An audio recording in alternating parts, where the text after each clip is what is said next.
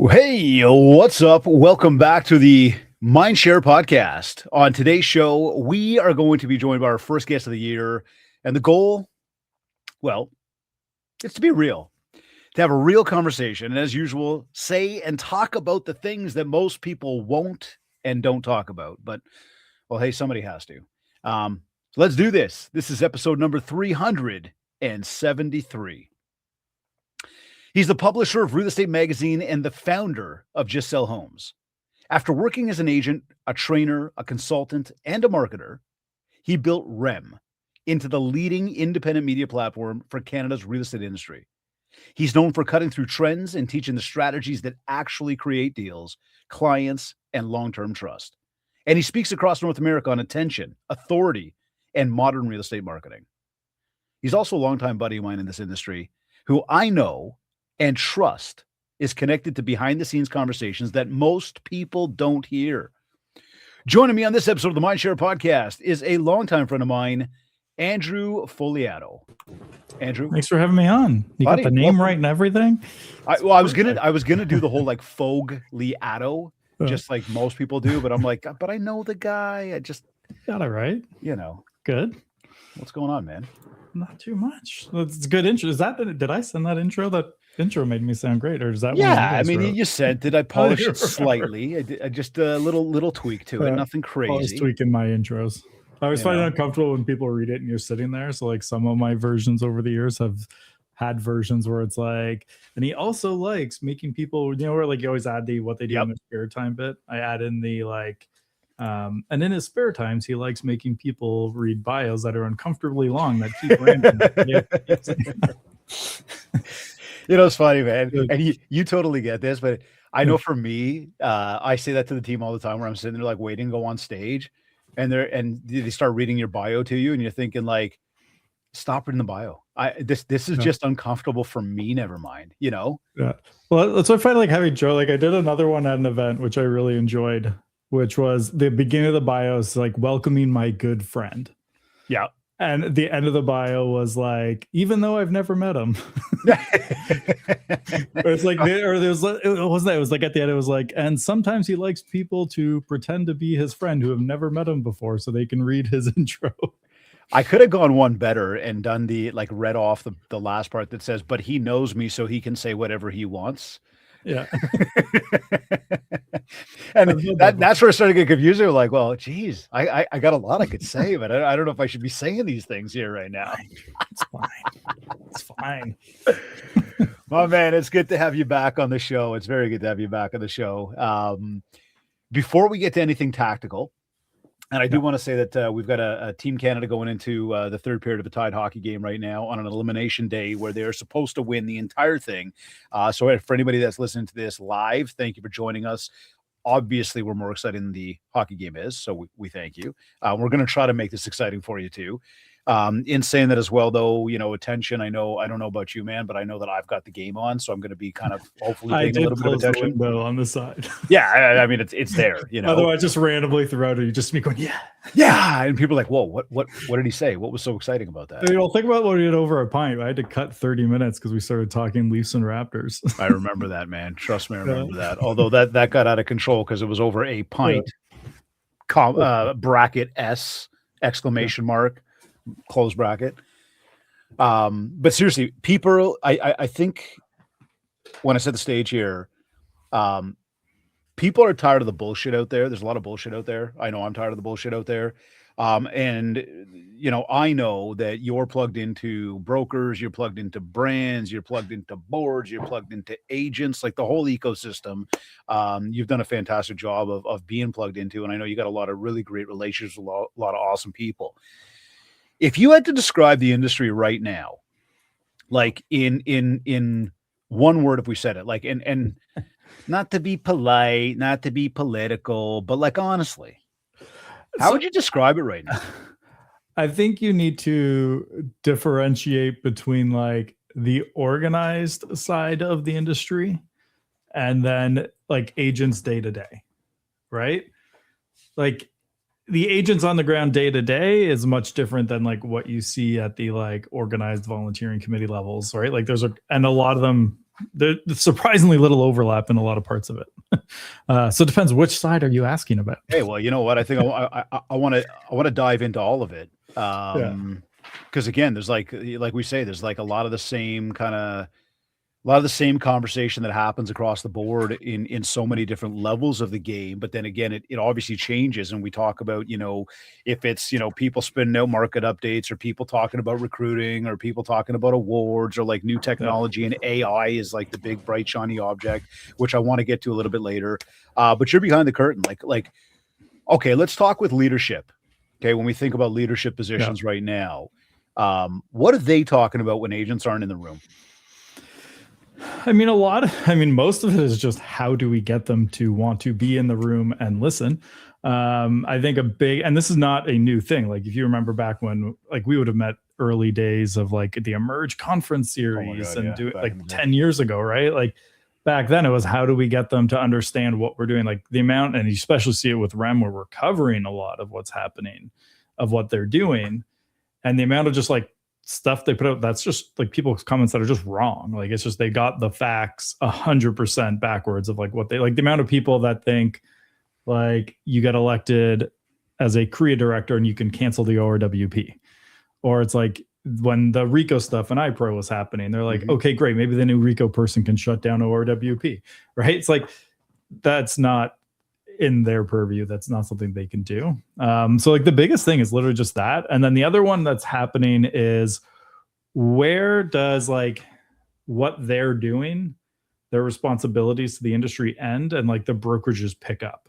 And there's a lot of discussions and debates of where that should be. Like, education's the perfect one for that, because a lot of brokerages, they see like educating and training their agents as their responsibility, and the boards and associations getting into that as like trying to hurt their competitive advantage, right? So like that, they see like almost in competition when they're providing education. Now, the flip side of that, if they don't provide education, then we have agents who aren't as good running around out there. And now that can lower the whole brand if you have people who aren't trained kind of doing a good job. So it's kind of that, trying to find that balance across all, because there's so many different models and things like that, that it is a very tough job to be a leader in organized real estate, because it's all your kind of the people you're there are directly competing with each other and trying to get a leg up. So it is actually a tough job for them to have, where you're balancing a lot of competing interests. So they really like, a big is like, how do you get them more engaged? How do you get them talking more? How do you get them know what we actually do?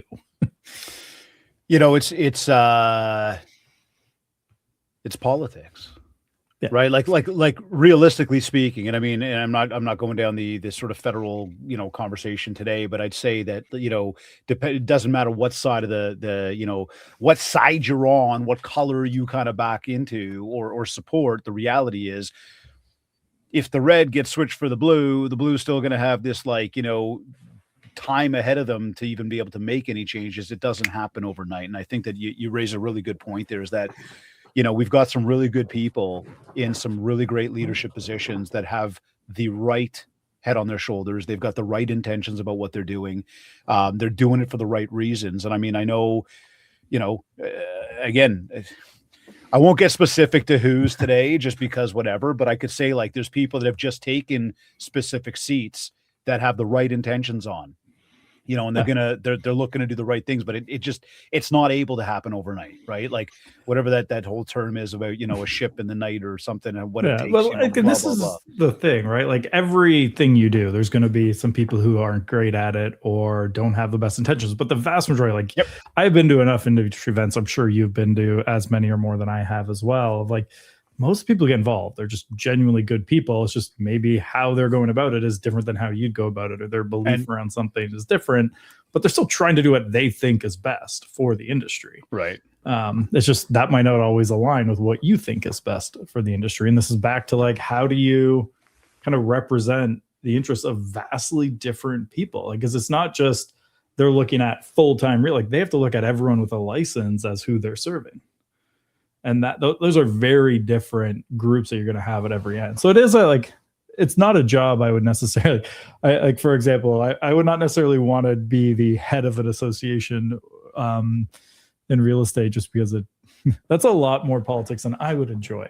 It's tough. But look, the reality is there's no way you're going to serve everybody. You're just not going to please everybody. You can't, and you're not going to fix everything for everybody. And, you're not going to be looked at by everybody in the best way. Like these things are real. It's life. But I want to touch on a topic that you just brought up a moment ago there, when you talked about the brokerages feel it's their responsibility for training.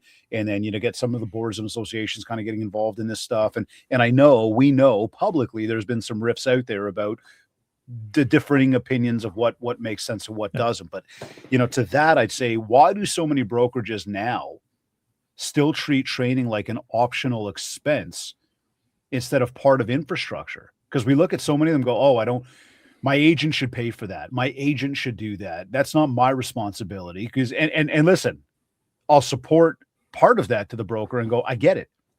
You're in the position saying, if I go pay for it, they don't show up anyway. So for me, it's a waste of money. And I look and say, well, at the same time that I just kind of supported your thinking on that, I would argue that and say, by investing in your agents, by investing in your business, you're looking to grow your biggest assets, which are your agents. You're trying to help make them better. Now it's a matter of what are you offering. But too often we're getting brokerages that are like, oh, I'm going to do this internally. I'm going to have my managers do it. I'm going to have some of my top agents do it. They're not going to spend money on it. Therefore, the value that they're offering is not there. And overall, every time they think about spending money, they look at it as an expense.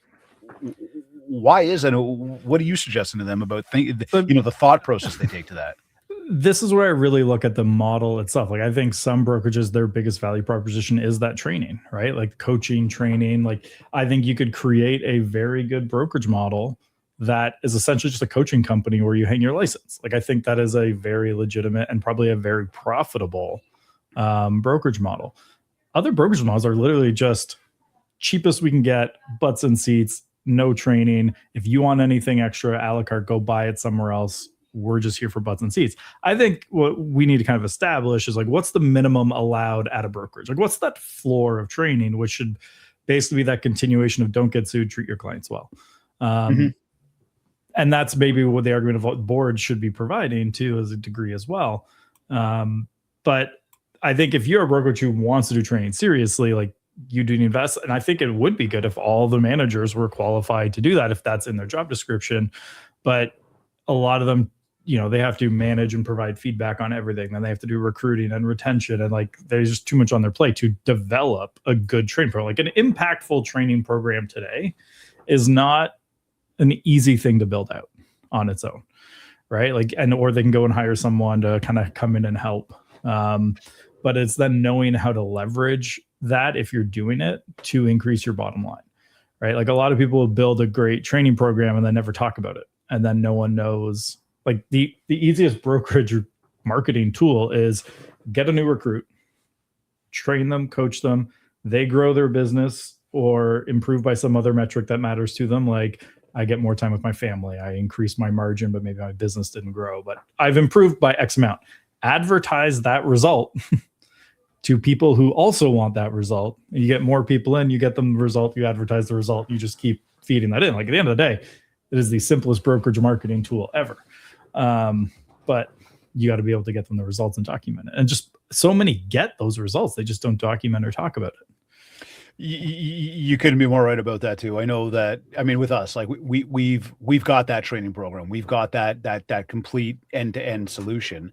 One thing I've noticed, though, and again, this is something we work hard at doing, and we're always looking to make improvements and make sure it's clear. But to what you just said is results. Can you prove results? And then can people look at them and say, hey, I want to emulate that. I want to do the same thing. Wow, will this work for me? And I think that you're right. This is where, again, we come back to the value that we add. So here, if we think about the brokers for a moment here and look beyond just the training, but look at the value prop that they're bringing to the table. We just came off of the thick of holiday season. We're sort of into this idea of, like, awards season. A lot of the brokerages have been sort of running through that gamut right now. What do you think about all these big flashy parties? Like, is this the name of the game? Is this what brokers need to be doing to attract, or is that a lot of smoke and mirrors? I don't necessarily think you need to do it to attract people. I think there's a lot of value from a retention play because it's community building. You're getting them out. You're getting them basically not want to leave because they don't want to lose the relationships that they have there. So from a retention play, like if I was owning a brokerage, would I do like necessarily a big flashy one? Maybe not, but I'd look at who are my people, what type of event would they want to do?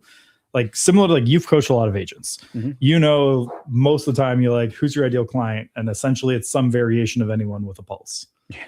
And that's a lot of brokerages. If you're talking to them about their marketing and you're like, who's your ideal agent? It's any agent with a pulse and a license. And sometimes it's not even the license part. Yeah, they're like, I'll help them get it. Right. Yeah. So it's, let's say like, okay, is like, for example, there's a brokerage I know, part of Ontario where like their ideal recruit does 2 to 6 deals a year because they are a low cost, low effort. It's all like, that's their goal. Like that's all they want. So every offering they have is just for this very narrow focus group. So it's a great option for someone like that. But they'll even acknowledge if you go outside of that, there are better places for you. Whereas like other brokerages are built for those people who are doing 20, 30, 40, 50. And that's their goal. And then some have like different tiers. Like I was at a brokerage where depending on the size of your business, like changed which trainings at the office you were even allowed to go to. So they would set up like, okay, if you're between 0 and 250,000, here's the trainings for you. 250 to 5 are here, and they kind of tiered it up that way because they know it's different challenges at each point. And they, for them, mapped out where are the plateaus that people have in their business. All right, so we're going to have the training for that group here, this group here, and this group here. And it's no different. Like similar to how like I think agents should pick a niche and work it. So should brokerages. And like, who are they? Well, okay. So as we talk to the brokerages, like are most of these brokers that you're seeing, that you're talking to, do you find that most of them truly operate as business owners, or is it just kind of, trying to build a recruiting machine? It's a mix. Yeah. I mean, some recruiting is just having like, it's like agents, right? Like there's some who have a really refined business. Others, it's just kind of throwing stuff at the wind. And a lot of them are just subsidized by their own sales. Like the broker owner is still out there doing sales and they would actually probably be losing money or breaking even if they weren't doing that. Yeah, we find a lot of them. I mean, I know a lot of them are struggling with, we talk recruitment, retention, margins right now. Somebody said it to me recently about, they're good agents starting to age out and how the younger agents are, their networks aren't just in a position of affordability at the moment. What would you say, like in today's market, then, when we think about the brokerage landscape and sort of think to ourselves, moving forward, what's really separating the brokers that are sort of moving ahead and growing versus the ones that are beginning to fall behind? Because I think it's real. We're seeing some starting to really fall behind. I mean, the ones that I see that have their number, and this is not this is more anecdotal. The ones that seem to be retaining the most, production doing well, do have that strongest sense of community, right? And that doesn't necessarily mean in-person community. Like I've seen some that are kind of more virtual style that also foster that sense of community among their people. But it's that like, okay, I'm in this with other people. I can kind of commiserate with them and find solutions to what's going on. Because like if you're kind of feeling like you're operating in an island in the market that's been really tough to get deals in, that's a lot harder than if you have people around you who you truly feel have your back. And that's like more than so much of like all the other stuff. It's who has my back. Like I was talking to an agent who like kills it online, like absolutely kills it online. So she doesn't need a brokerage that provides training on sales and marketing. Like that part she has locked down. She changed brokerages because a broker that came to her open house, they were chatting and she happened to mention an issue she was having. And she had the brokerage's in-house counsel call her and help her out. And she wasn't even an agent yet. And it was just, we dealt with this already with an agent of ours. Let me have my counsel call you and walk you through what you need to do. And like 6 weeks later, she ended up leaving her brokerage and going there. And she's like, I would never leave. Like, and it was that's just because of that. Yeah. It's like, that's the type of thing where like they have their back. They know they're there for them. But like a lot of, like I was at a broker owner event not that long ago. And it was kind of this, all right, how can we provide more tech to our agents? If you're going after producers, they don't want tech from you. That's right. Like if I went back to sales, say like there is not a chance I would use my brokerage's tech. I would not touch their website. I would not touch their CRM. Like if I was starting out, maybe I would just from a keep my costs low, use it as a baseline, couple things like that. The second I got up to like 200 grand a year, even in GCI, I would be moving to all my own stuff. And Buddy, we saw that in a big way when there was the recent major announcement, one brokerage moving, brands and naturally just being kits, we had a lot of people calling up like, struggling and scared because, they were locked into what the brand was offering and then went, oh my God, I got to switch everything, like even my URL, my email address. And you're going, okay, yeah, but there's the issue with using what you've got tied back to your brand. Actually, I have it on my to-do list to write blog, or not a blog, but an article for REM around like how to protect yourself against your brand changing or your broker changing. Like I got, when I sold, my brokerage got acquired. Luckily it was within the same brand. So it actually made it fairly smooth, but like I've worked at head office. I've worked with a lot of agents on their marketing, which then when that happens, and REM especially, we see it all the time, is like, there is that panic initially because you have to make a lot of decisions really fast and you don't know what you're going to lose and how like amicable that split's going to be with the former one, right? It's like tough, man. It's like for example, when I sold, I was with Remax. My domain for a while was sellwithremax.com. Yeah. So if we had that becomes a problem, then you move and it's like, what do I do now? And now I also have to update everybody with what I'm doing. And at least I owned that email. So like I could, if we had been acquired by a different brand, which luckily we were acquired within Remax, so I didn't have to change that. If we had, I could have just switched it and said like, okay, I'm going to forward this email to myself because I can't use the Remax name anymore, but that email still exists. So auto forward everything. I won't advertise it to my new one. But I couldn't use Andrew Fogliato because no one could spell my name if I told them. People can barely pronounce the name. Yeah, exactly. So split that though, and say, if we take this out of the broker angle now and kind of, again, as we move sort of, through the ranks here and say from an agent perspective, what are you suggesting that the agent should be looking for in a broker?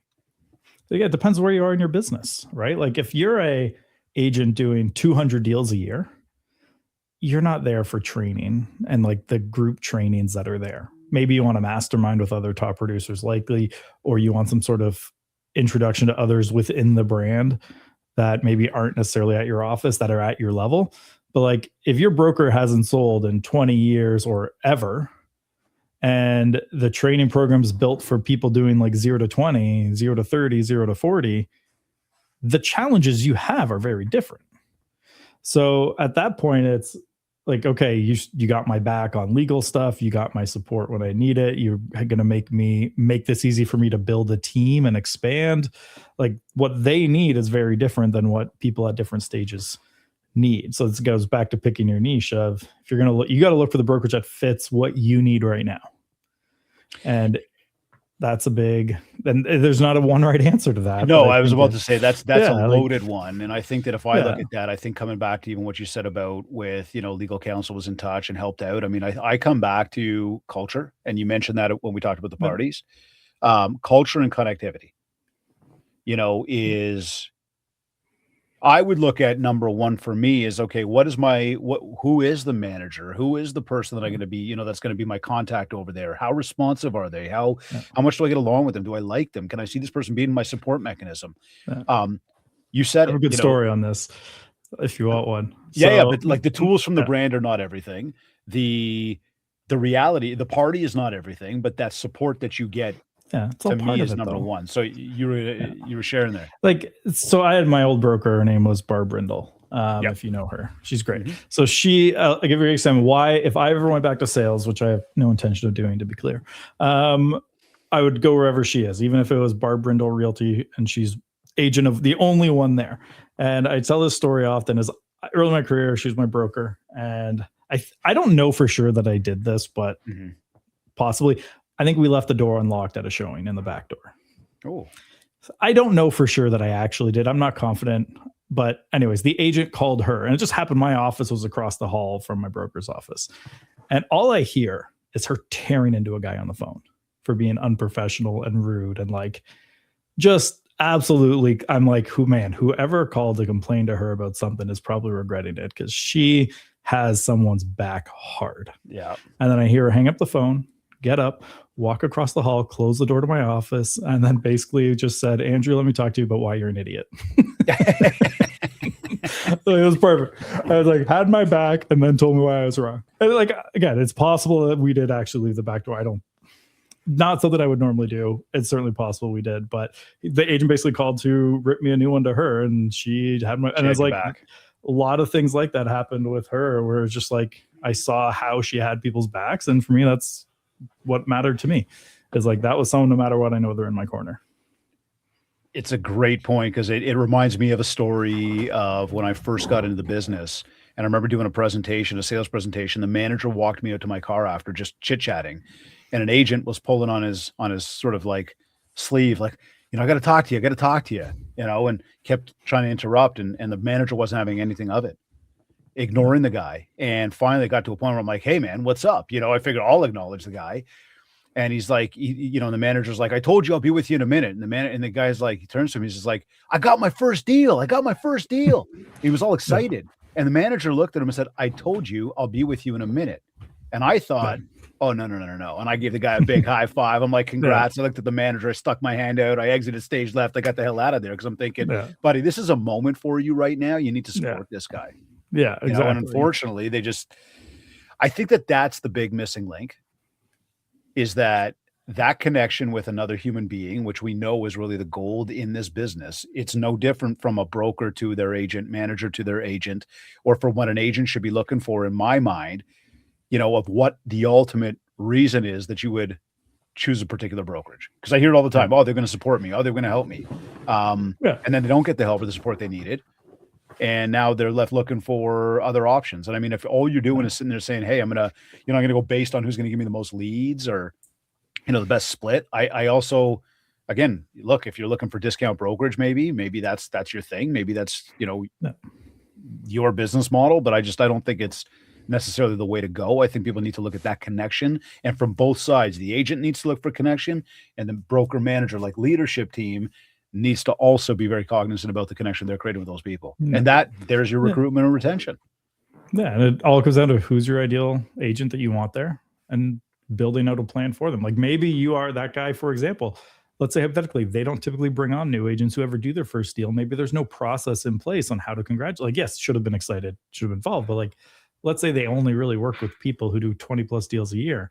They don't have a process to celebrate the person who got their first deal. Whereas if you're a brokerage that has a lot of those, you should have written out the exact process that happens when someone gets a new deal. So when their first deal comes in, like, you want to have like congratulatory message out to everybody. You want to like have a handwritten letter sent from the owner, or even like, if you're at a brand, can you get the president of the brand who could send a note to them?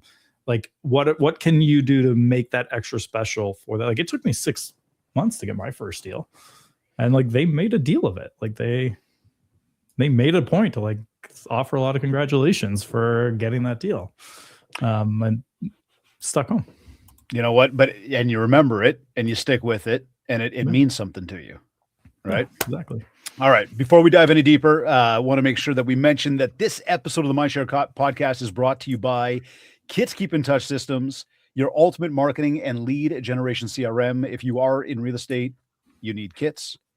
And REM Real Estate Magazine, Canada's premier magazine for real estate professionals and industry stakeholders for news, analysis, and commentary on Canadian real estate. While listening, head over to mindshare101.com, grab your free copy of the Ultimate Marketing Bundle. And of course, if you're ready to grow your business with coaching, group training, or want to bring momentum training to your office, get in touch. All right. Jumping back in here, Andrew. I kind of wanted to go to this angle of association and politics, kind of where we almost opened up today. And kind of just come back to that for a minute, and I guess sort of go, are the associations protecting the profession, or do we see that a lot of them are really protecting their infrastructure and their jobs? I mean, I think they're trying to protect it, but yeah, it's a hard one to do because there's so many competing interests. I think that's ultimately where the biggest kind of disconnect happens, is they just as much, like, think of like the Toronto Real Estate Board, where it's like 70% do under 4 deals, and it's like 40 of that is 0. Yeah, it's crazy. Those are equal members by all standards to the other side, right? Mm-hmm. So if you are an equal standing member and you have to be represented equally, how do you build it out for the group here and the group here when it's directly at odds? So things like that are tough for them to pull off. And I get that kind of challenge. So like when we look at it through REM, I'll give you a good example. Yeah. We look at it as we serve professional full-time realtors. That's what we are targeting, is like, if you are taking this, but it doesn't mean you're necessarily doing a certain number of deals, but you have the mindset of, I take this seriously as professional full-time realtor. I like that. Yeah. That's who we serve. So if you are I do one deal a year in my spare time, we're not trying to create anything for you. Unless your goal is, I'm switching now that mindset and going full-time. Then you can jump into our world. But they have to treat that differently because they're all equal standing members. So I think that's where a lot of that disconnect happens, is they're trying to kind of protect the larger group, represent that larger group, and that's always going to end up with some of them being alienated. And we've certainly seen that at different levels. I mean, you just mentioned TRREB. We know where there's been, different differences of opinions along the way. But again, when we talk to any one of these, these associations, I mean, here, I'll go to CREA. Do you think CREA is setting up to sell leads back to agents? No. I think it's even in their bylaws that they're not allowed to. So the whole thing about what they've done with Realtor and the fact that they're starting to run ads, and you don't see that coming down the pipeline, about it's being it literally being its own entity. I think they will monetize in other ways. I don't think they will to agents. It's literally right. Like, it's still owned by CREA. Like, I think this is one of those things where there's this misconception that's what's going to happen. I don't think it will. You would need a major change. And I think everyone, if they made that change, who's on a board and employed, would lose their job, because the backlash among members would be so strong that people, like, heads would roll if they started selling back to realtors.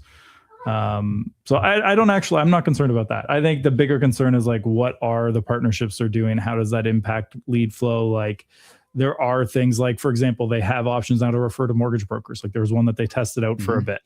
Well, what happens when the lead goes to the mortgage broker and then that mortgage broker starts sending those leads to an agent? Like, are there safeguards in place where now there's preferential treatment going for that type of thing? But it'll be interesting to see. I mean, here, I would ask this one too then. Do you think that, what do you think the future between TRREB and CREA looks like? Are they going to continue to work together, or are they both setting up for war about who's going to deliver sort of more value for the agent going forward? Because again, as we look at what CREA is doing and we look at what, TRREB, prop techs, and obviously some changes there that have happened.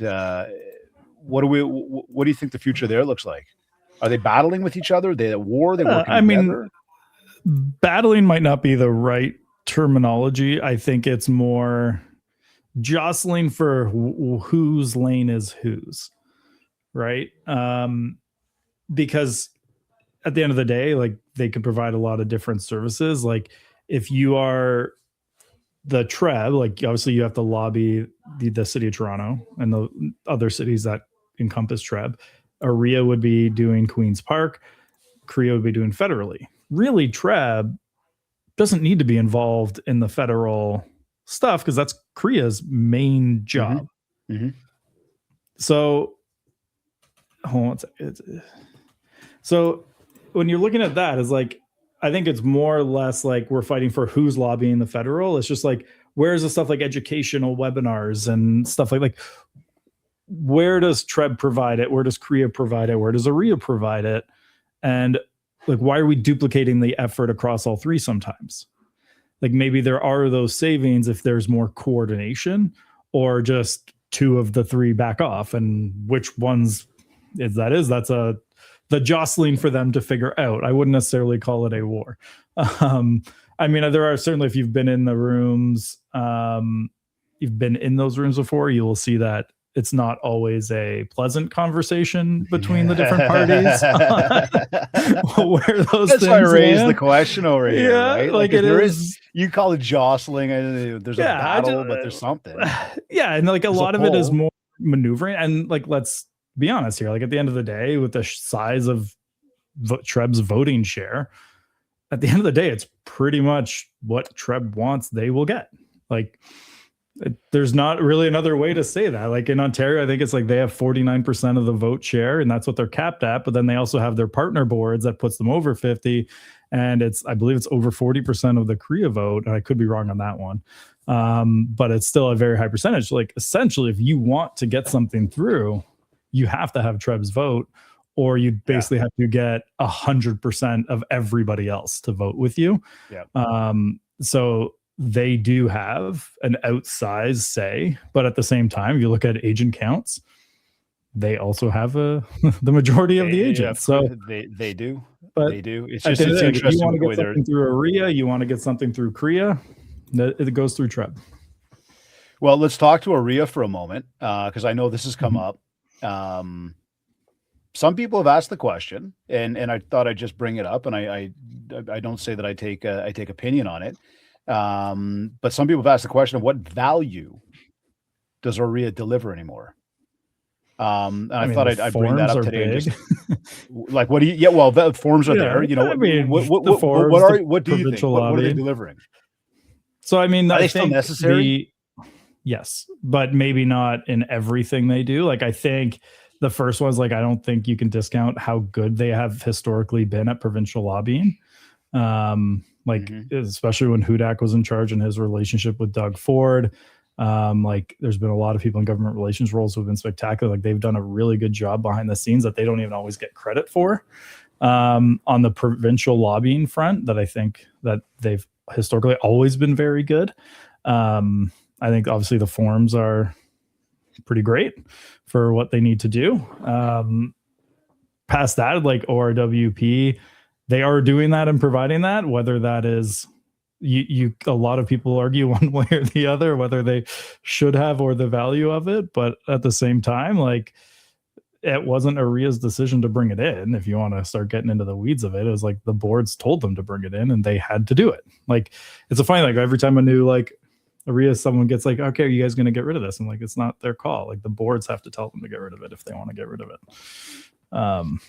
Like it gets into the weeds of it, but like I think there's a lot of value. Gets into the weeds. Yeah, but like for me, I think the bigger debate in terms of like relevance is more around like, okay, like should they be hosting conference series, right? Like reality, we already know that's I think it's a good idea to do it. I think if you were to really look at it, I would probably say like maybe OREA and TRREB should like combine into like some version of Realtor Quest and Reality as one, or do like bring back Emerge, like the one that we used to do. I like people loved that event, and it was a great opportunity. Yeah, we used to do that together. Like it brought a lot of like new voices into the industry, brought it throughout the province. Like I think there's value and stuff like that, and they were never revenue neutral, was my understanding, in the sense of they always covered their costs. They weren't losing money on them, so they were very popular events.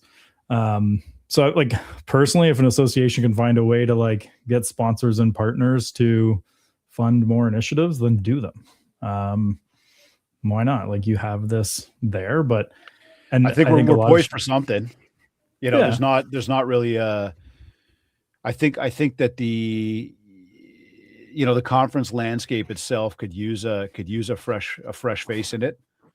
We've seen a lot of the same over the past little bit. And I think it's certainly become stale. They're tough. Like, they're very expensive for sure. I was looking, I'll give you a good example. I used to do my Blue Mountain conference, if you remember. Yep. I used to be able to put that on for about 20,000 pre-COVID for like the size we did. And that's with like very little on like just straight like room rental, food and that stuff. Exact same event in 24. I got a quote and they wanted 60,000 with 50 up front. Yeah, but I mean, listen, that changes the math a lot. Yeah, we were skiing the other day at Mount St. Louis Moonstone, and for a thing of potato wedges, a hot dog, and chicken fingers and fries, it was $44. Yeah, like so, it's the prices are crazy on everything these days. We're looking at eventually, like we want to do events with REM, but I mean, now to do it in a way that it makes sense, because like yes, I lost money every year when I did Blue Mountain, but that's because we gave all the proceeds to charity. And I knew I could make it up on the back end with the agency where enough people would end up becoming clients that in the long run, they were worth it. And it was usually for a good cause, which was great. But because events are so much more expensive now, the economics have changed. Like for me to launch events in a way that I would be happy with them, I need more infrastructure. Like I need, more sales reps. I need an events person. Like and that's not a small investment to jump into. So like, we're not investment these days. Like now we're doing our virtual events to start. Like we're doing the REM Mastermind. We have that one today at 2 p.m. is the second one.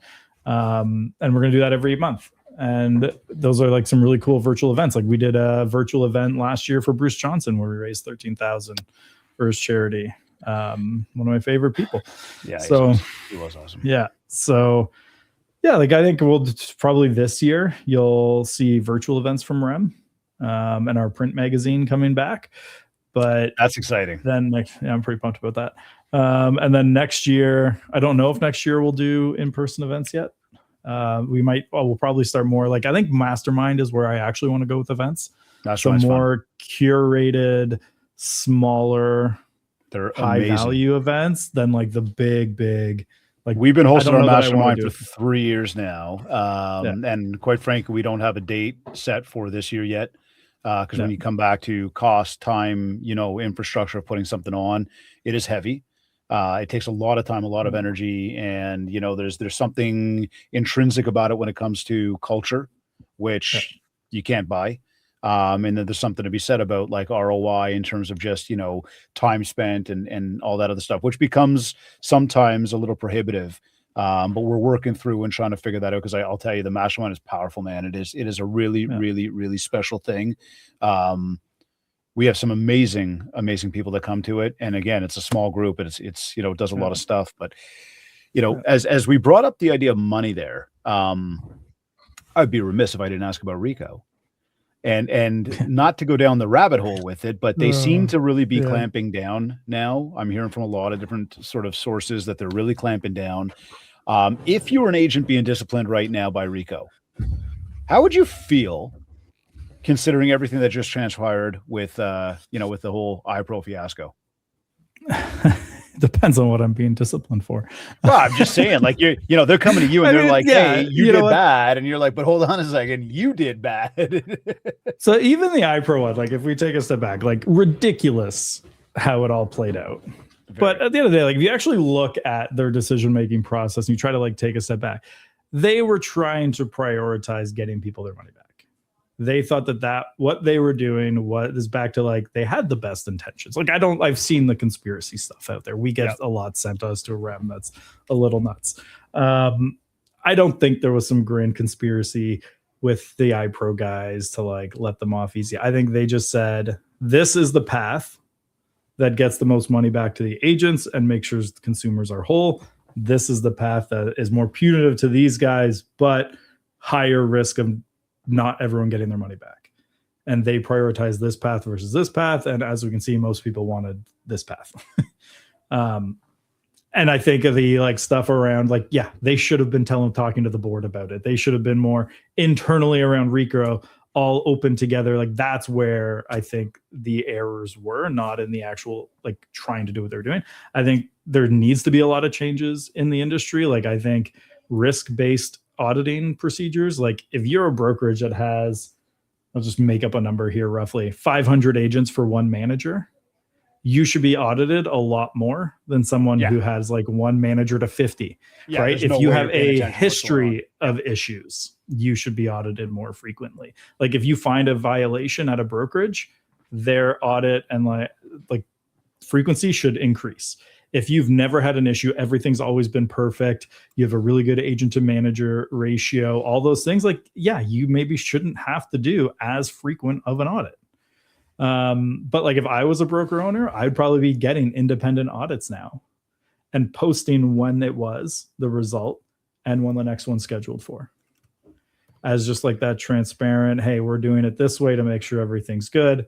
But that also adds another layer of expense, time, all that. But I think there's a lot of value in doing that. But I think a risk-based audit system and the exact specifics of like what's the agent to manager ratio, what's that like risk profile, people smarter than me and more involved would have to figure out the specifics around that. But like people were talking about iPro being at risk for a long time. Like even the SaveMax ones that recently had those issues. We've been hearing about SaveMax for like 6-7 months as potentially like these issues coming, and we've been kind of sitting there like waiting for it. So if people were enough already talking about it 6-7 months ago, why did it only happen here? Yeah. Right. Like if people can see it, there should be, but that's hopefully what the new people are bringing in, is a better auditing system, a better things that helps prevent it. Because no matter what, there's always going to be bad people who do bad things with money. Well, yeah, you can't get rid of that. But no, you should but I catch would it also quicker. throw out there, just to put it out there, that there's also been some very, very good people at the helm of RECO that got caught up in the politics of what transpired, had fingers pointed at, and we know these people, we know what kind of integrity they operate with and who they are, and they're great people, and it's unfortunate that so many people were pointing fingers at everybody, but such is the political animal when these things take place. Now sorry, people would have even got unfairly accused of some things that I think was a bunch of BS. But there's the problem with today's world too, man. And this is part of my issue with like how much time people spend online and social and the politicking, and this is a changed world. We never had this back then. We never did. And all this online and the politicking and everything else, it's like, do we think that we're immune from the consumer seeing it? And I would argue we're not. In fact, I would ask you, how do you think consumers are viewing agents right now? Like not, yeah, they like us and we're good. Like, but I'm talking like, what are you hearing? Do you think that real estate really has a credibility problem that is, happening right now? And, maybe why? I mean, I don't think they necessarily do differently than 5 years ago. I mean, I think similar to like politics, if you go on Twitter and believe what you read there, you're going to have a much more extreme view of people's opinions than the majority. Like if you go in Reddit and Twitter and certain groups and you ask, what do you guys think of realtors? That's probably not going to be a fun thread to read as a realtor. Right. Yeah, no. Definitely. Go out and talk to real people day to day. Most of them will tell you about the realtor they have that they love, that like the good people that they deal with. I think it's just online that certain stuff gets amplified. And like, I know we have to look at it even with stuff we publish with REM. Like, even though we're only for the industry, we don't want consumers reading REM. We only want the industry. Once in a while, articles pop off with consumers. Like there was a Ponzi scheme in Alberta that an agent was at the center of. Yeah. And that was like a biggest traffic. Like if you actually look at our numbers, we had 3 times the number of people on our website that month than exist in the industry. Wow. So it's obviously broken containment of the industry. So we have to be careful, like how we think about it, of like, are we beating on this stuff too much? Because that matters. And it's like, that's why we also love to highlight good works of people in the community. At the same time, people don't read those ones as much. Well, people love the bad news, right? Like it's almost like you'd rather see somebody, instead of watch somebody ride their bicycle for their first time, it's almost like so many people want to see somebody fall off their bicycle and smash their face. Yeah. And there's so much human nature that comes to that. It is about, like we look at where's the lessons that we can pull out of it. Where's the like good pieces of that stuff. Like their iPro one's a great example, right? Like we want to focus the conversation more on like, how can the industry prevent this from happening again and do that stuff. We don't need to focus as much time on how the 2 guys probably should be in jail. We know they're criminals. We know, allegedly or whatever. I don't know. Whatever. They are doing their thing. They're bad actors. They're done. The REM conversation, we don't want to necessarily go too hard onto that side, and we want to focus more on, okay, what actually needs to change so that like stuff like this becomes more preventable. And you're nailing it right there. And I think that's the big takeaway. And I'm glad you brought that up, because I think that's the thing that, and I know I've been talking about that a lot, even on this show, and even in some of my REM columns, right? Like standards. Yeah. And talking to standards from a leadership position standards, talking to standards from an agent position standards, and encouraging people to look around and look at the landscape and say, okay, if I look around and I see that some people are doing and some people are not doing, or some people are doing things I don't like, or some people are doing things that I really envy, I really love, take stock of it, right? And then have a real honest conversation with yourself and ask yourself, am I doing that? right? Am I not paying attention to the fact that I'm also contributing to some of the negative or some of the bad, or maybe I'm not, but I notice what other people are doing and I go, you know what? I don't want to be that person. And I think that if everybody could take stock in the humanity, and I know that sounds maybe like really fluffy, but what I say it in, like, we're people and it's a people business, and empathy is important, and connection and relationship. Okay. In order to establish that, there's got to be, you got to be polite. You got to be respectful. You've got to treat other people properly. And I think when we're doing that and we're paying attention to those things, if we treat one person well and that person reciprocates to treat us well, there's something good going on. What can we do to then work with that with other people? And then if those people are not doing good or not saying good or to speaking well or whatnot, how can we still keep our standards high to try to through osmosis get more people kind of feeling that way? And like that, a big thing for us, like with even like the REM masterminds, because it's top of mind because it's coming up shortly, is like our big thing is we want to actually verify production, and the people that are coming on know what they're talking about. Like we actually go and get production verified on people coming on. Cause like, I'll give you an example. We had someone who reached out about, they wanted to like do a webinar with REM that was like an educational one on a very specific, like essentially lead gen technique that their business was blowing up using. And it sounded great. But the claim they made included a certain number of deals that came from a Facebook group they ran. And I was like, great, show me trade record sheets with names of people in the group. Never heard from them again. No. Yeah, just disappeared. See, but that's, if you're going to make a big claim like that, back it up. Well, there's the other thing. We get production. So like, I know if someone's coming on, like this is when we're thinking about like live events in person, even like we want to do events. Like if you come on stage, we are going to verify and publish your production. There you go. And if any of your claims are production based, because like some people will come on that it's more about like dealing with burnout and like strategies around that. And it's like, okay, but like your production can still matter to that, because burnout at 2 deals a year versus 100 is a very different thing. And changes what that looks like.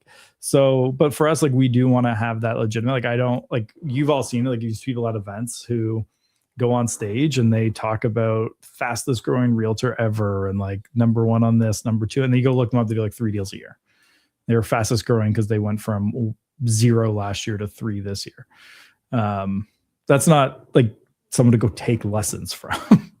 Right? Well, we see so much of this though. Like I was about to bring up the topic of integrity.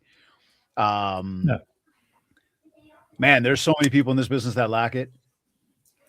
Yeah. There's so many people. That's every business. I don't think that's specifically. I think that's just life. There's just a lot of people, and I get the fake it till you make it thing. Like I did it to a degree. I never lied at production, but like I get like wanting to appear more successful, and it can do things, but like don't make up claims. Like I've literally seen it where someone has claimed an award that they were awarded this for this accomplishment. And we reached out to the brand and they're like, that award does not exist within our company.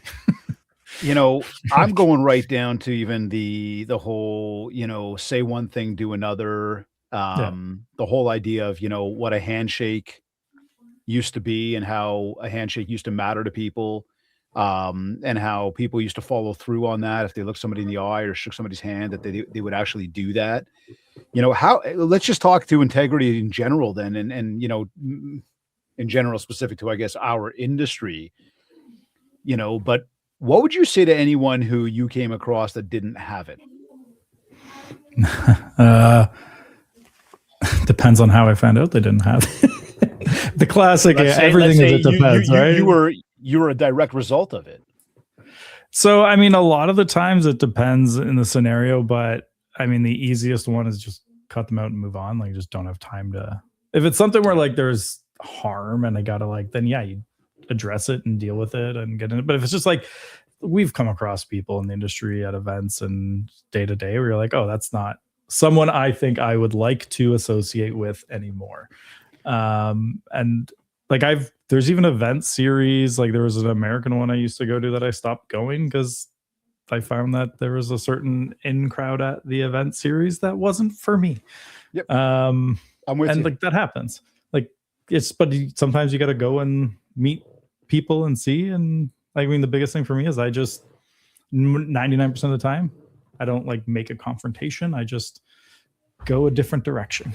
You know what? And I think that's obviously the right response, the right guidance. It's the same way we would teach our kids. And it's the same thing we do need to tell ourselves, no matter when emotions do get the best of you. I'm with you. You know, I am one to want to say it. And you and I both know, without naming names, you know, who comes to mind on those lists. And I think that I won't say the name, but I think that these, you know, whether it's a person, it's a group, it's a conference, you know, whatever it be, you know, when you realize that's been said multiple times, it's like, it's almost like, and this goes for any of us, start taking stock of what's being said and kind of, you know, look yourself in the mirror and ask yourself what your standards are like, you know, and don't question others why they keep questioning you, you know, question your standards and ask yourself, maybe you need a little bit of a change.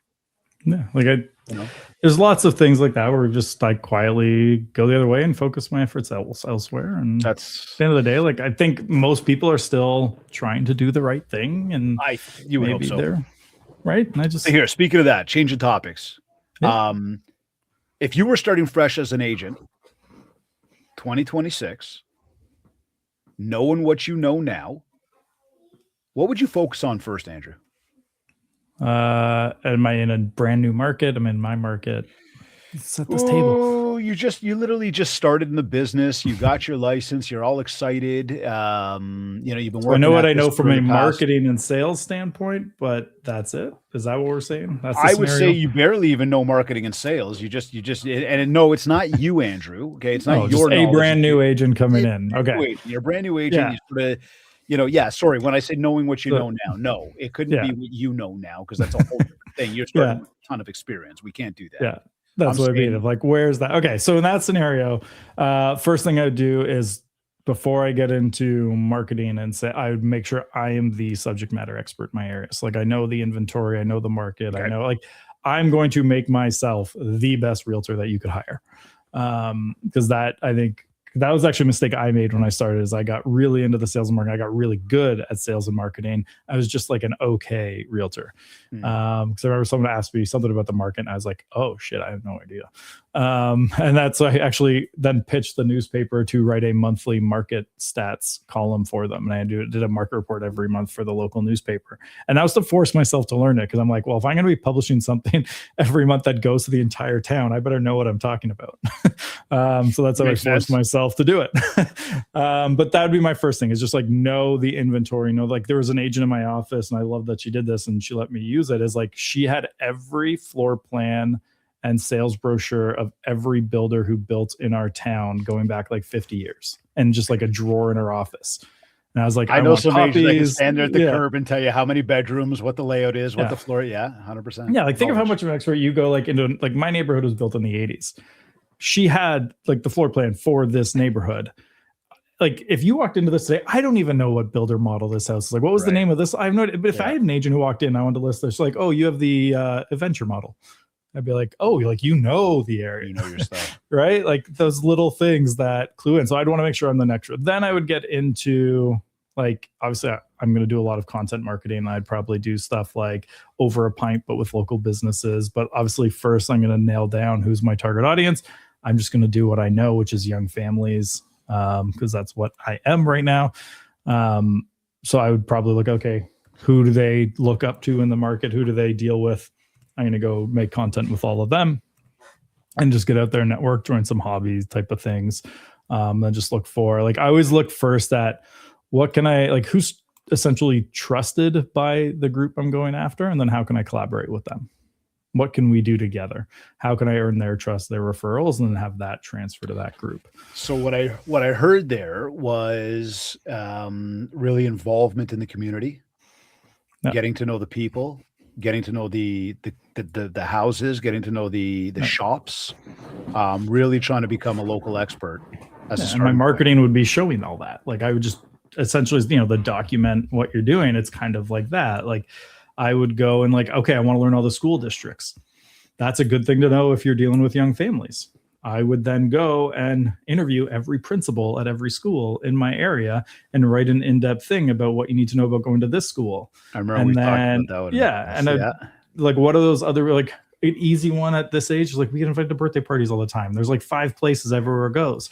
And everyone's like, well, we've been to freaking Air Riders 20 times in the last 12 months. Where else is there? Well, create a resource of, here's all the kids' birthday places and our review of them as someone who's been to all of them multiple times, right? Like, these are easy things to do and document that has value.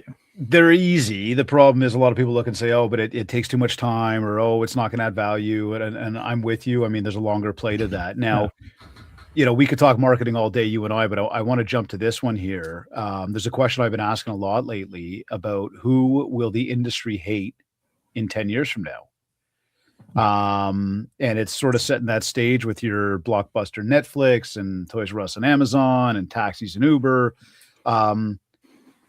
Is AI replacing agents? Is it hype? Is it inevitable? What's your take here? I don't think it's hype. Like, there's obviously some hype to it. Like everything, I think this is one of the legitimate game changers if you're using it the right way.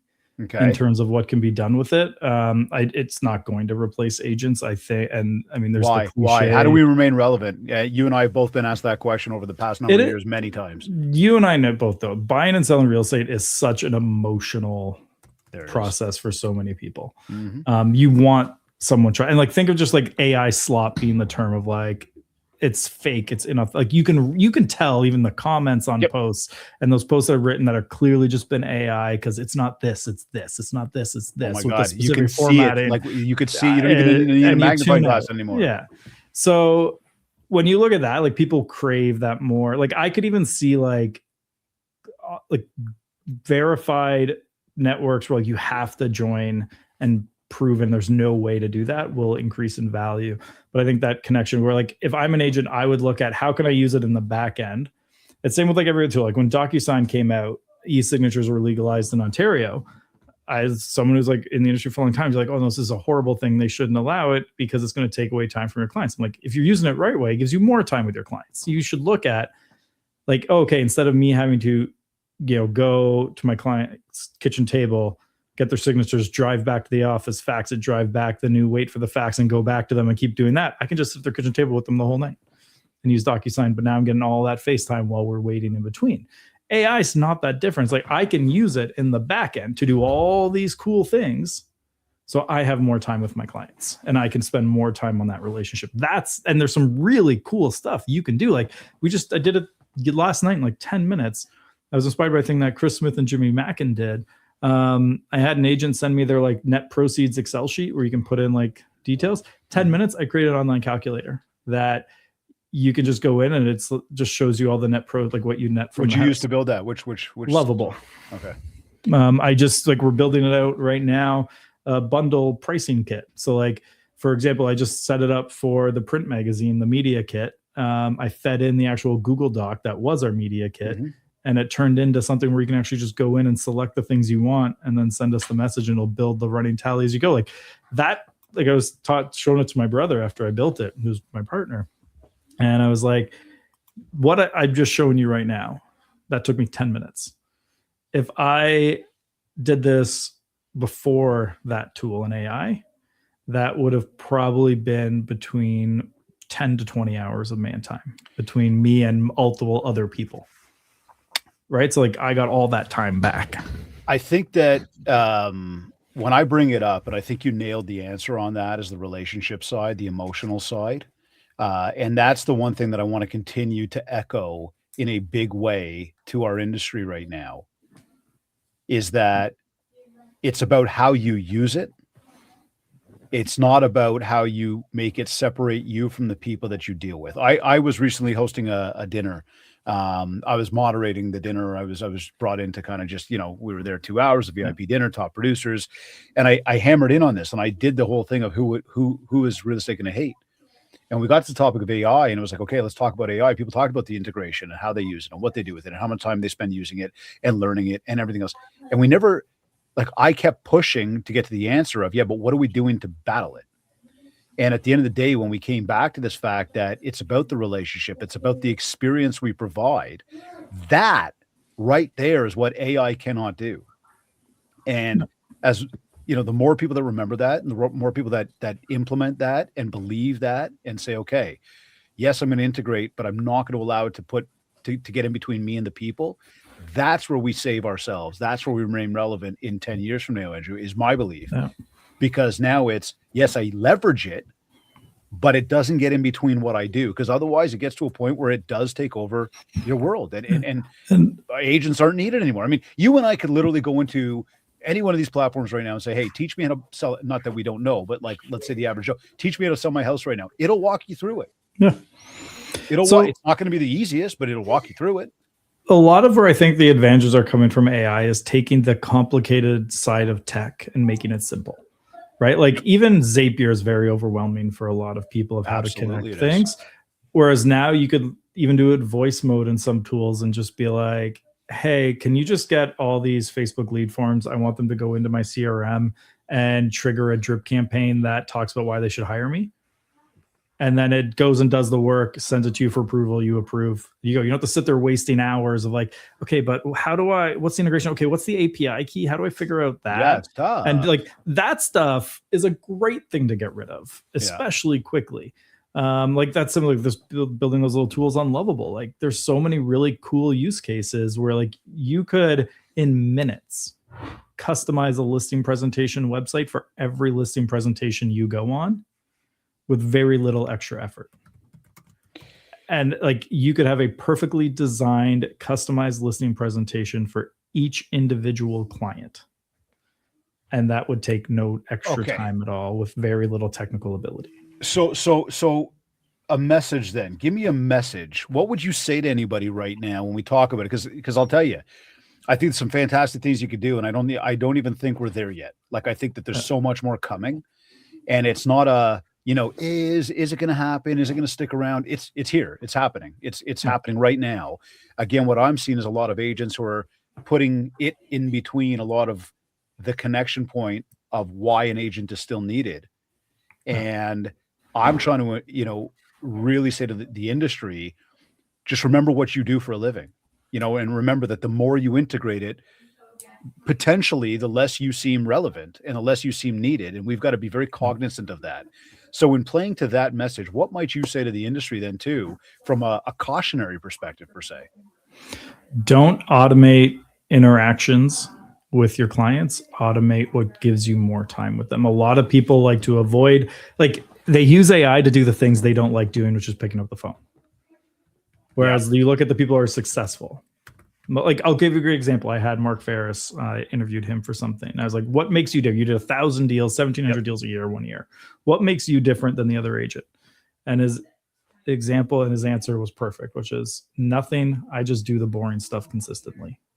He picks the phone, he looks at everything and he just does it consistently. And when you really get your business humming, a lot of the day-to-day can be boring. Because it's just the same thing, but that's what works. And if you can then use AI to like take those boring things and make them easier so you have more time where it matters at like the leverage points, do it. Okay, let's go quick hit now. Okay, quick hit because we're watching the clock here. Yeah. Real quick, commission compression. Is it real? Is it a real threat? Is it overblown? Thoughts? Overblown. I have had a client recently who upped his commission over 7%. He offers a lot of value for that. I think if you are like, there is always pressure on price, but there's been pressure on price since the 1950s and before. It's a known problem. Like you want to charge the highest you can. They want to charge it. If you're getting a lot of pressure and you haven't proven your value yet, that you're worth that number. Okay, and a lot of people have never looked at the number they charge objectively and said, why am I charging that number? Right? Like, can you look at it and say like, well, my costs are this is the profit I want to make per deal. This is what I need to charge to do all the things I want to do to run my business. Because maybe what you're charging now isn't actually what maybe you should be higher. Maybe you should be lower. Listen, we did the MindShare Collective, our monthly webinar yesterday in our group coaching platform. And one of our coaching members mentioned, he goes, yeah, I've got 77 different reasons why I'm worth that money. And we went, battle that.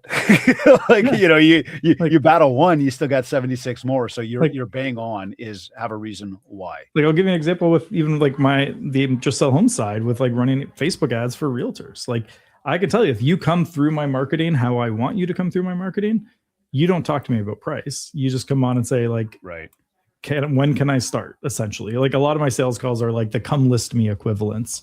But I know if someone comes to me because like someone's like, oh, you should check this out, they've never heard of me, they don't believe the value yet. They haven't seen it.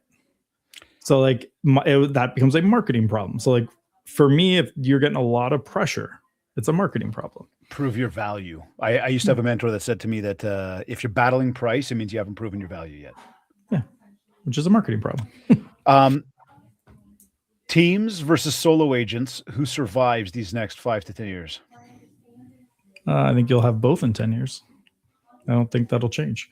I think brokerage models might change more than teams or solo agents. Okay, that takes me to the next one. Are most broker owners actually good business people? No. What would you say to anybody who says, I can't? Depends what they're saying it to. I'm always at it depends. There's so much nuance and stuff. Which I know is the boring way to answer questions. I told you not to be political off the top, Andrew. At the end of the day, you can just do things. Like, I'll give you an example. I was at when I was selling real estate, we were sitting around a table and everyone was talking about power of sales. How do you even get it? Like, how does this process even work? And like there's like 4 or 5 of them around the table just going on and on about like how it's crazy you even get a power sale listing from the bank and do all this. I was just in the room and I wasn't in the I just closed my laptop, drove to the bank, said, can I speak to the manager? And I ended up partnering with the bank, getting to host days. I did first time buyer seminars with them. Like, just, you can just do I love that lie that's big on Twitter. Like, you can just do things. Like, the end of the day, pick up the phone and call. Like, the amount, like, I get told no all the, like, the amount of crazy ideas I've pitched to businesses and companies and things like that. Like, the amount of rejections I've had. But I'm like, for me, it's funny. I'm like, okay, but if one of these lands, like, I didn't think I was going to be able to get REM when I reached out to them. Like, I was competing with some like very big companies to buy REM that have like way bigger budgets than me. And so I was like, I'll throw my hat in the ring, and like, worst case, it goes nowhere. And look at this. And we ended up with it. Like, once in a while, you can just do things. You know what though, man? I like the answer because I'm with you. I believe it. Ask the question. You're going to get told no a lot of times, but somebody's going to say yes somewhere, and it's going to nail. It's going to hit. It's going to land. And people are going to ask you, how'd you do it? It's going to be like, I asked. Like that monthly column I told you about in the newspaper. Yeah. The top producer in our town, who was the biggest advertiser in the newspaper, complained to them when he saw my article published. He's like, wait, why don't I have this? And they're like, he asked. It's that simple. And that is really the magic to so much. I can say for sure for me, so much of what I do, I'll say it, I'll ask it, and we'll see where it goes. I'm fine if someone tells me no. I just ask it in a way where it's not painful for them to say no either. Well, speaking of that then, how do you know at the end of the day, when you wrap up your day, that it's been a successful day for you? Oh, that's a good question. I've never thought about that. I mean, I look at, there's like a couple different answers. Like, at the end of the day, I try not to think about work because I'm with my kids. So I just, if I'm not thinking about work when 5 o'clock hits, then I'm having a good day. That means I'm fully there. But if something's spilling over, it means there's something left to like tick. The like kind of less fun answer would be like, did I shorten or grow my to-do list today? Because you've had those days where like you felt like you got a lot done, but then your to-do list is actually longer by the end of it. And you have those other days where you've just sailed through and nothing got added, and those are great days. But at the end of the day, like for me, if it's like I don't carry it past work, I'm pretty happy. Not a single person ever uses the word money when I ask that question. Surprising though, isn't it? Yeah. Like the I good. mean, I have some pretty great days if we pull in a big record Look, breaker. I'm not, as I've said many times, I'm not trying to downplay money. I love money. And yes, the more money I make in a day, I am a much happier guy. Truth be told, though, when you ask people about that word right there, how do you know it's been a successful day? People don't say, because I made money or I did a deal today. Oftentimes there's a lot of really deep answers, and yours went right to, the children, which family is absolutely everything. Exactly. Andrew, just before we sign off here, and I know that you're getting on a webinar, and anybody that is watching us live, make sure that you go to first. I was going to say any final words of wisdom that you want to share. Where can people contact you? Is there anything you want them to know about? And please do feel free. Obviously, this is going to go, this is live today. It's going to be syndicated on all the big channels on Friday. So it's going to be after your mastermind happening today. However, feel free to share with our audience. Yeah, I mean, Real Estate Magazine, get our newsletter, read our content. It's really all I want. If you want help with your Facebook ads, go to justsellhomes.com. Otherwise, final message, be like, kind of just what we said before. You can just do things. Like a lot of people have this like block in their head of like, but like that person's really special. That's why they were able to do that. It's like, no, like you can just do things. You can one of my first deals I ever got was I just went up to the top producer in my office and was like, can I have your extra leads? And they're like, what? I was like, I mean, you probably have leads you aren't working. Can I have them? And he's like, yeah, this one's 40 minutes outside of town. I don't want to deal with it. Here, go. That was my first deal. Like people are like, you shouldn't do that. I was like, my first listing, I got 100% on my own. I took a Kijiji lead for a $700 a month basement apartment for a lease. And when I was showing her boyfriend came to make sure she was going to be safe with this random agent that was there. And while she was looking around, him and I were chatting, and he mentioned in a couple of months he was going to sell. I was like, can I follow you up? He's like, sure. Like you're actually going to follow up. Yeah, right. Like, you did. Give me your info. And I called him. He's like, oh, I remember you're actually following up. I was like, yeah. He's like, yeah, no, got a deal for you. Fortune is in the follow-up, as they say. Yeah. And my system back then was an Excel spreadsheet in my calendar. Look at that. And it still worked. Yeah. You mean you didn't have AI and Facebook and everything else, and it's still you're still real estate? Nothing. Oh, wow. If I could go back to that guy and give him the tools I had today, where you would be, eh? The fun, like the amount of time I spent learning how to like move a pixel to the right. See, I never did that. I just asked you. Yeah.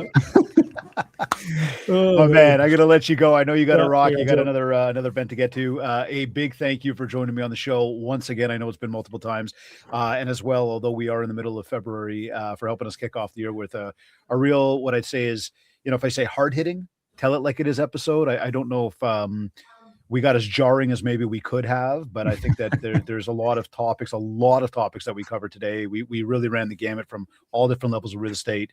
And I can't thank you enough for making the time to be here today, for the insights that you shared. It was definitely a really, really good look behind the curtain. So Andrew, thank you very, very much, man. Appreciate it. That was fun. I'll see you soon. All right, buddy. We'll talk to you soon. See you, bud. Bye. All right. Well, I would leave you with this. Okay. You just heard from somebody who sits in rooms that most agents never actually see. And whether you agreed, disagreed, whether you found insights or liked what Andrew just said or not, I think there was a lot of amazing things that he just shared. One thing's got to be very clear is that the world keeps changing, the industry keeps changing, and the people that aren't making the right moves and doing the right things, they find out the hard way. When we think about technology, we think about the fact that it's a relationship business, the relationships, connectivity, connecting with other people. There's your big go-to, so look, if I think about some of the takeaways and I go, if you're an agent, don't choose an office, don't choose a broker or even a conference just because it looks cool, right? Really dig deeper, find the real value behind, who you choose to work with, whether it's, again, the brokerage, the conference, the coaching company, the clients. Andrew was very specific about that, find your people. And I think it's a very strong message, because we do look at the fact that we just try to pick up anybody and everybody where we can, because it's an opportunity, but those opportunities don't always, net back the biggest return on investment for us. So we want to be very careful about that. Again, and always think people business, much the same if you are a broker. My message, and I think the message that we even took here today and that Andrew shared with us was, stop trying to think you could do it all yourself. Stop thinking that training is just an expense. Focus on your agents, focus on the ones you have, not just trying to find new ones. Support the people that are there, make them better. I mean, he told you about how his broker once upon a time stood up for him, and like, to him, that's gold. He'll never turn back from that. The better they are, the better you are. And like any business, hey, you need to invest in it. So look, you know how I say it, straight up. We say it real. You know where it comes from, though. It comes from the heart. And I'm real because somebody needs to be. We talk about the things that need to be talked about, and that's why people win. Okay, no sugarcoating. As Andrew was just saying again, just ask, just do it. Just make action, right? Do something. To win in this world, it really does take real conversation, and it takes real hard work. There's no sugarcoating to that. Anyhow, I'm David Greenspan, reminding you all to build MindShare because it equals market share. And as always, a huge thank you to our sponsors, Kits Keep in Touch Systems and REM Real Estate Magazine, for sponsoring this episode of the MindShare Podcast. Thank you for tuning in. I will catch you next week.